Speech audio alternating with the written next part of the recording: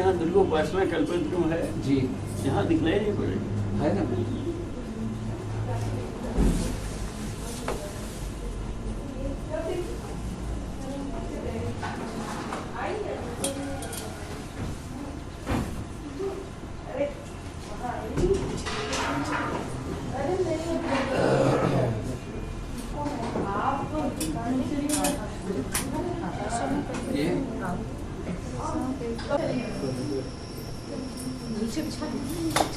पानी पानी पानी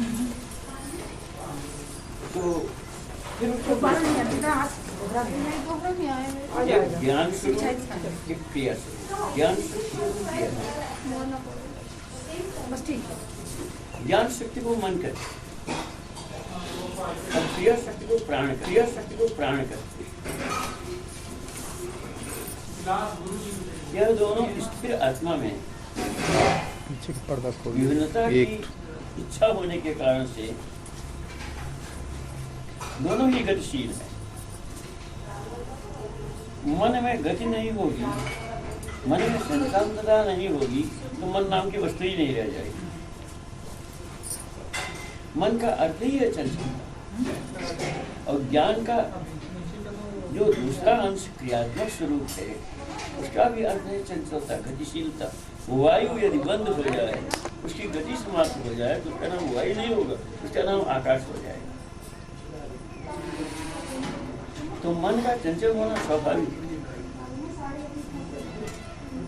क्योंकि वायु के द्वारा एक वस्तु के जितने भी वर्गीकरण होगा, जितना भी विभाग होगा, बंटवारा होगा, जितने अंशों में वो बटेगा, साथ ही साथ उसको जानने वाला भी होना चाहिए,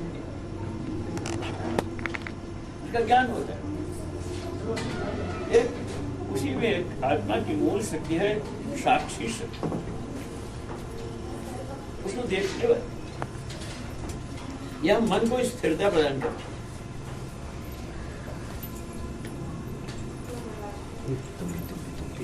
इसके चंचलता से अज्ञानी जीवात्माओं को बड़ी कठिनाई हो जाती है।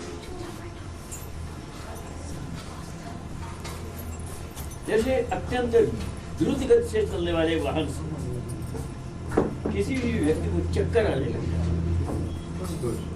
इस प्रकार से मन की अत्यंत चंचलता के कारण से लोगों को शांति का अनुभव नहीं हो पाता, इसलिए वे मन को रोकने का प्रयास कर रहे हैं। कहीं कहीं तो मन कुछ समय के लिए रुक जाता है। विषयों में, उन विषयों में जिस विषय की प्राप्ति के लिए उसके अंदर उत्कट अभिलाषा थी,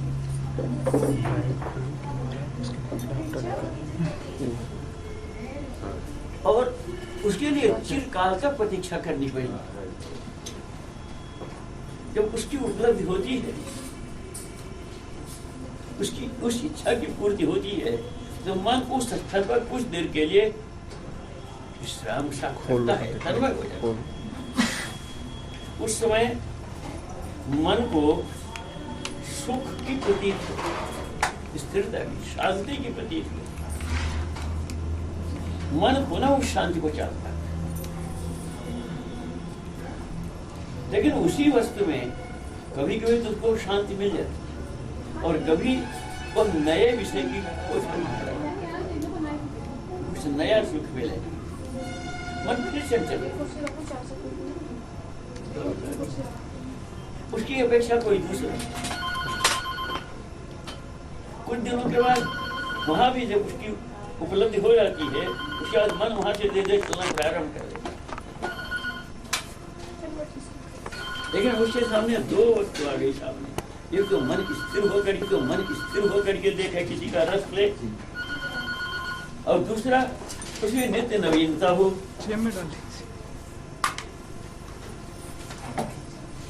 इसके कारण से अनंत विषयों के भिन्न भिन्न स्वरूपों के भोग करने की इच्छा से मन को जो अपने कलेवर बदलने पड़ते हैं, तो नए नए शरीरों में उसको जाना होता है। सब जगह मन अपने उस स्थिरता को, शांति को, शाश्वतता को पाना चाहता है, लेकिन अपनी चंचलता के कारण से वह अपने आप स्थिर नहीं होता। देवदान और किन्नर यहाँ तक कि जड़ योनि में भी हो जाता है, और वहां से पुनः यात्रा करते हुए कभी आगे और कभी पीछे की ओर चलता है। इतने में प्राप्त वस्तुओं को स्मृति के बल पर वह अपने अंदर संग्रहित करता है। उन सबका एक सम्मेलन ऐसा स्वरूप बन जाता है जिसमें कुछ दूर आगे चलने के बाद इसमें उत्तम कौन है इसकी ओर खोज करता है, क्योंकि मन ज्ञान शक्ति से अभिप्रेरित है, और मन की क्रिया शक्ति के कारण से, वायु की शक्ति के कारण से संपूर्ण जितना प्रकृति है वो अभिप्रेरित होकर के गतिशील रहती है। मनुष्य शरीर में आने के बाद उसको सुदूर भविष्य की कल्पना से संबंध होने के कारण से कुछ खोजने की प्रवृत्ति जगती हुई सी मिलती। यहाँ वह इतना स्वतंत्र होता है कि किसी भी भोग को प्राप्त करने के लिए उसके पास समस्त साधन सामग्री रहती है। कई बार मानव शरीर में आने के बाद वह समझता है निर्बाध शाश्वत सुख कहाँ मिलेगा। कभी वो देवी देवताओं की आराधना करता है, कभी अपने अभीष्ट विषयों के भोग में लगा रहता है। इस तरह से उसका बारंबार आवर्तन प्रत्यावर्तन, आना जाना ये चलता रहता है। अंत में वह शाश्वत सुख की उस खोज में देवी देवताओं का भी आश्रय छोड़कर ईश्वर के शरण में जाना चाहता है। वो कहता है जिसने इस सबको पैदा किया, जिसकी एक शक्ति के द्वारा ये सबको आनंदता प्राप्त हुई, उस मूल शक्ति के हम शरण में कैसे पहुंचे। उसकी कृपा के बिना हम उसको देख नहीं सकते। हम देखें वहां सुख था या नहीं था, और था तो कितना बड़ा था और कैसा।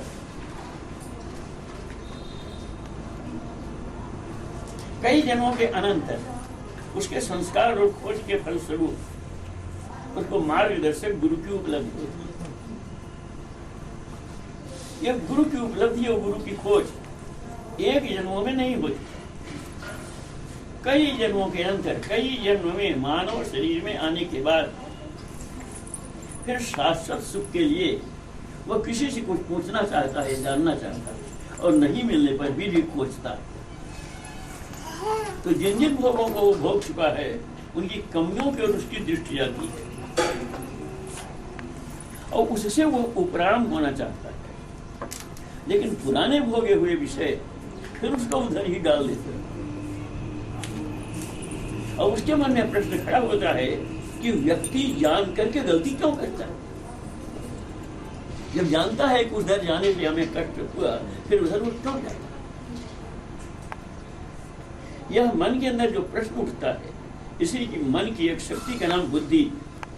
बुद्धि कोई दूसरी चीज नहीं है, मन की इतने दिनों के बाद उद्भूत प्रत्यक्ष धरातल में आई हुई बुद्धि नाम की शक्ति से उसका साक्षात्कार होता है, जो क्यों, क्या, कैसे, यह प्रश्न खड़ा कर देता है।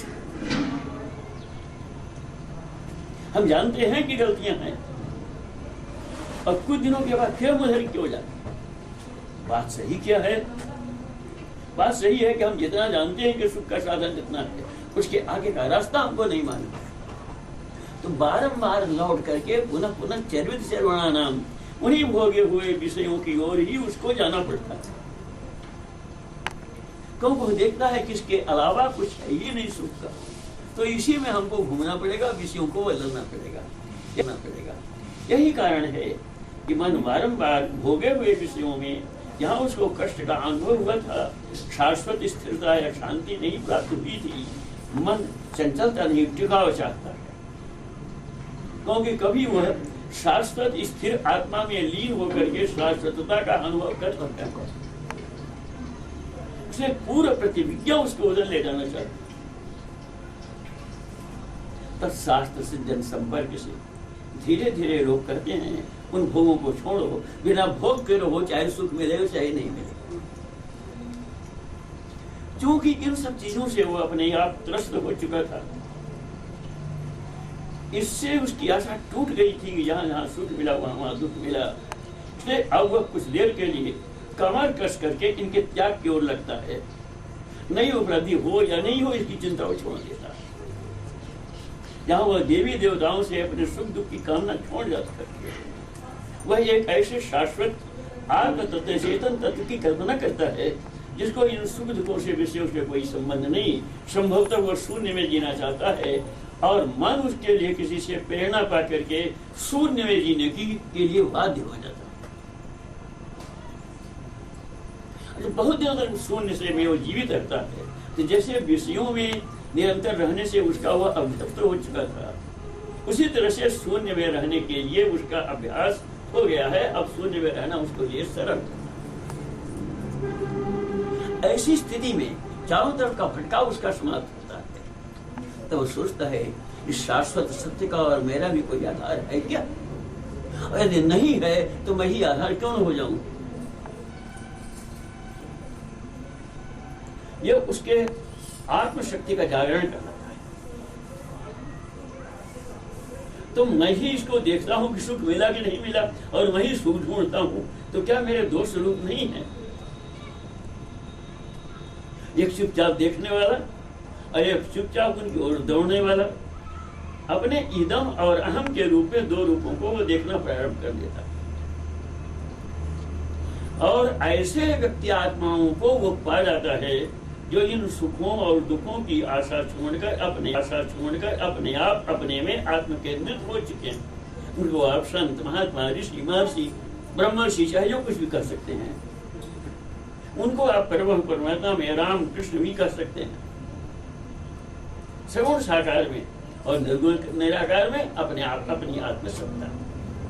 धीरे धीरे मन कहीं न कहीं सोचता है केवल हमको टिकने की आदत होनी चाहिए, अपने आप में स्थिर होने की आवश्यकता है। उस स्थिरता के लिए कहीं भी स्थिर हो जाओ। ठीक स्थिर होने के लिए जितने भी मन ने उपाय किए हैं उन्हीं का नाम अनंत धर्मों का नाम है। यानी अनंत धर्मों के रूप में केवल मन की वे खोजें हैं जहां वह स्थिर हो सकता है। उसे आप इस्लाम कहें, हिंदू कहें, और कुछ कहें, चाहे जिन जिन धर्मों के नाम से आप कह दें, धर्म की एक सीढ़िया पर धर्म का सहारा लेकर मन अपने कल्पित उस रास्ते पर चलना प्रारंभ करता है, या यूं कहिए वह स्वयं स्थिर होने का अभ्यास करता है। और स्थिरता के लिए वह आत्मदान की बलवेदी पर चढ़ जाता है। चाहे इसका परिणाम जो कुछ भी, उसको शाश्वत सुख मिलता है। यह सुख यद्यपि सत्य का साक्षात्कार नहीं, लेकिन स्थिरता अवश्य। जब जल स्थिर होगा तो उसमें पड़ी हुई चीज अपने आप दिखाई पड़ेगी, और जब चंचल होगा तो सूर्य चंद्रमा के स्थिर प्रतिबिंब जो लगते हैं वो भी चंचल प्रत्येक तरंगों में दिखलाई पड़ते हैं। मन यहाँ बुद्धि के सहारे से स्वयं आत्मविचार करके समझता है संपूर्ण दुखों की जड़ हम हैं और समस्त सुखों की जड़ मेरे अंदर। और तब उसे उस शाश्वत सत्य चेतन सत्ता का साक्षात्कार होता है। यहाँ कुछ देर तक टिकता है। लौट कर धन्यवाद देने के लिए वो ऋषि, महर्षि, गुरु और देवताओं को भी धन्यवाद देने के लिए रोक कर बहुत देर तक स्थिरता के साथ उनको देखता है। धन्यवाद देने में उसका मन बहुत देर तक मन टिक जाता है। उसके बाद इन चीजों के विषय में आशीर्वाद देने के लिए, यदि तुम लोगों ने मुझे कष्ट न दिया होता तो क्यों हम अपने अंदर अपने शक्ति के पहचानने की, शक्ति को जानने की, स्थिर होने का हम प्रयास करते। इसके प्रेरणा के स्रोत होने के कारण आप भी हमारे धन्यवाद के पात्र हैं। इस संसार को यो शुभ दृष्टि से देखना प्रारंभ कर देता है। तो दिगंबर प्रज्ञा तक पहुंच जाता है और उसको पार करने के बाद वह अपने आप जो चाहता है, जो था वही हो जाता है। यही मन स्थिर। कभी कभी उसके अंदर उत्सुकता जागृत होती है।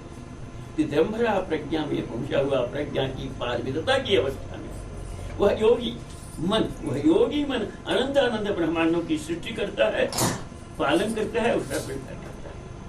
वह अनंत अनंत ब्रह्मांडों का ब्रह्मा विष्णु और महेश होकर इस कार्य को करता है। और आगे समझने के बाद जैसे हाथ ऐसे कर दिया गया, ऐसे कर दिया गया, इस तरह से अनंत अनंत ब्रह्मांडों की वह सृष्टि एक क्षण में और एक क्षण में पड़े करता हुआ कई वाले ब्रह्मांडों को बनाता है और दर्द करता है। तब उसको ये विश्वास हो जाता है केवल मेरी कल्पना प्रसूत संसार, द्वैत कल्पना प्रसूत, वस्तुतः कहीं कुछ है नहीं। तो वह परम वैराग्य की स्थिति में अपने स्वरूप को प्रकट करके सविकल्प नहीं निर्विकल्प समाधि में स्थित होता है। इस निर्विकल्प समाधि के भी अंतिम छोर में वह अपने आप अपने स्वरूप का स्वयं साक्षात्कार करता है। और तब वह चाहे तो उसमें लीन रहे कैवल्य की स्थिति में, और चाहे तो ये खेल खेलता रहे, फिर यहाँ से संपूर्ण उठापटक, संपूर्ण कठिनाइयाँ, संपूर्ण जितनी भी डिफिकल्टीज एंड वेरीज हैं, और वो शाश्वत पीस, ये कहिए वो शाश्वत पीस का स्वरूप हो जाता है, नेवर एंडिंग सोल की उपलब्धि हो जाती है।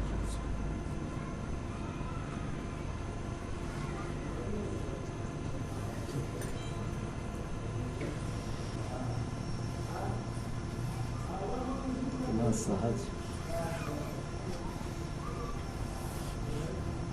यदि यही मन इन रास्तों को छोड़कर प्रेम करना सीख ले, किसी भी वस्तु से, किसी भी व्यक्ति से, किसी भी तत्व से, तो अपने आप उधर वह चलता चला जाएगा। और तब किसी व्यक्ति की आवश्यकता नहीं होगी। आगे चलने के बाद सब जगह अपने ही स्वरूप को सबके अंदर दिखेगा। सभी मैं हूं, मैं ही जड़ हूं, मैं ही चेतन हूं, मैं ही पुजारी हूं, मैं ही पूज्य देवता हूं, मैं ही पूजा की समस्त प्रक्रिया। और तब वह शाश्वत सनातन परम शांति को प्राप्त कर जाता है। यहाँ से मन को यही नहीं रह जाता कि हम कभी चंचल हुए थे, हमको कभी दुख मिला था, वो दुख भी अपनी एक कला समझता है। इसे अनुभूति ही तो सब कुछ है, चाहे वो दुखानुभूति हो चाहे सुखानुभूति हो। तो हम दुखानुभूति में दुख को माइनस कर देते हैं, सुखानुभूति में सुख को माइनस कर देते हैं, केवल अनुभूति बच जाती है। बस उसी अनुभूति को लेकर के हमेशा रहता है। अनुभूति के बाद ये संपूर्ण अनुभूतियां जिसको हम प्रकृति कहते हैं, ये अनंतानंत साड़ियों में आकर के खड़ी हों, लेकिन मेरी आत्म शब्द के अतिरिक्त ये दूसरी नहीं है। और दुर्गा सप्तशती के 10वें अध्याय में जो भगवती ने कहा है, एक युवाम जगत तत्र, इस धरती में या कहीं भी जो कुछ है मैं ही मैं हूँ, मेरा कुछ है ऐसा नहीं। क्योंकि जब मैं ही सब जगह हूँ तो फिर मेरा कहाँ रहेगा? जब तक मैं हूँ, मैं सीमित है, तब तक मेरा भी कुछ है। और जब इतने बड़े घर में अकेले हम ही पड़े और कहीं जगह नहीं रह गई तो मेरा कहाँ रहेगा? ऐसे जब उसकी कल्पना में और कल्पनातीत की अवस्था में जब वह मैं ही मैं रह गया, अहम ब्रह्मासी, मैं ही सब कुछ हूँ, जड़ चेतन, सद सच्चा अर्जुन, सद और असद, अर्जुन मैं दोनों हूँ, सद भी हूँ असद भी हूँ, मेरे अतिरिक्त कोई भी वस्तु है नहीं। तस्य सर्वस्य या शक्ति सद सद वस्तुवा, सद असद वस्तु में जो भी कुछ है वह मैं ही हूँ। सात्वम किंस्तुवेशे तदा, बस वह परिपूर्णता को प्राप्त हो जाता है। यहाँ मन रहता ही नहीं, इसका अर्थ है कि चंचलता रहती ही नहीं, तब शांति ही रहती है। चाहे यहाँ बाहर जगत में चंचलता ही चंचलता हो, जैसे हमारे लड़के बच्चे खेल रहे हैं आनंद से, इधर से उधर चल रहे हैं, फिर आए बाबा ये, दादा ये भाई हमको ये लेना है, ये ऐसा, हाँ ले लो, बाबा बैल बन जाओ, बाबा हाथी बन जाओ, अच्छा हम चढ़ेंगे, हाँ बाबा हम तुम्हारे बाबा हम हैं, हाँ तुम हो। इस प्रकार से उसका केवल मनोवेदन मात्र, आनंद मात्र, लीला मात्र रहती है परमात्मा की। मन की चंचलता समाप्त नहीं होती है, लेकिन मन की चंचलता से जो कठिनाई थी वो कठिनाई समाप्त हो जाती है। There is no question.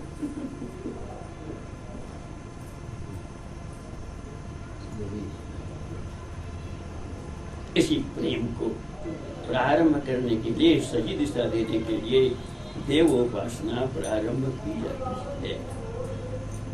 देवोपासना के बाद आगे चल करके परम देव की उपासना की जाती है। परम देव इष्ट देव को केंद्र बिंदु मान करके और सब देवताओं को उसके किरणों के रूप में देखा जाता है। उन किरणों के प्रसार के रूप में संपूर्ण विश्व को देखा जाता है। और केवल मन विनोद मात्र के लिए, आत्मा केवल विनोद मात्र के लिए सृष्टि करती है, अपनी शक्ति के द्वारा उसे दर्शती रहती है। यही अंतिम समस्त धर्मों का सार तत्व।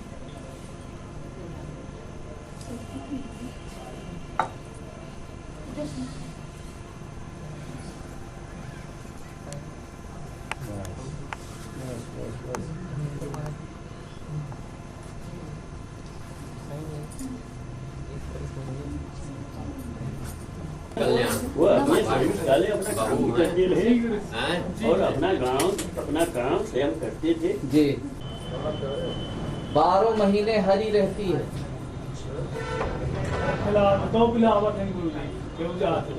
राम सुनील पंडित जी भी थे, मऊगंज के मिश्रा जी। हाँ जी हाँ, वो भी अपना खेती बाड़ी सब अपने हाथ से फुर्ती लाइके मिलावट रहे। जब डायरेक्टर फिर टायर हो गए हैं। अरे वो केवल खुरपी लेते थे, मैं कुदाल ये सब फावड़ा सब चलाता आए ना दांत एक और ये प्यारे हरे आए हमारे इतनी देर इनका बचन का हैं? यहाँ कहीं आ जाइए सामने। अपना कहाँ रहे उतनी देर के बाद फिर दोपहरी अरे बाद हम तो चले गए वो कुछ खोजने का थोड़ा बहुत प्रयास किया है, लेकिन वो मयसर हुआ नहीं। अब जिंदगी का अवसान काल है और बहुत सा प्रकाश कहाँ सजो पाऊंगा, शक्तियाँ क्षीण हो गई।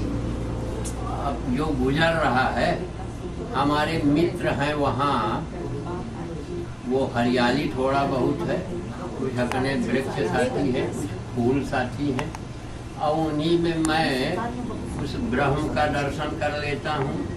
उसी में सारा चिंतन मेरा प्रारंभ होता है और वहीं समाप्त हो जाता है।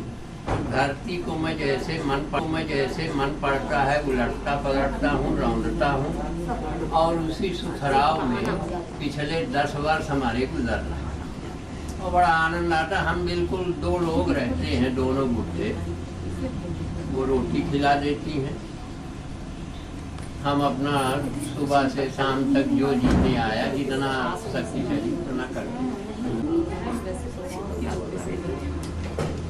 इसमें वो ये है, चंडिका पाठ की कुछ विधियां हैं, जिसमें चंडिका पाठ भी उसने करा था, एक सप्तशती पाठ कर रहा था, है ना? तो वो इसमें ढूंढना है, आप ढूंढ लें, है ना? इसमें 9 विधियां हैं, उसके 9 नाम, सप्तशती, चंडिका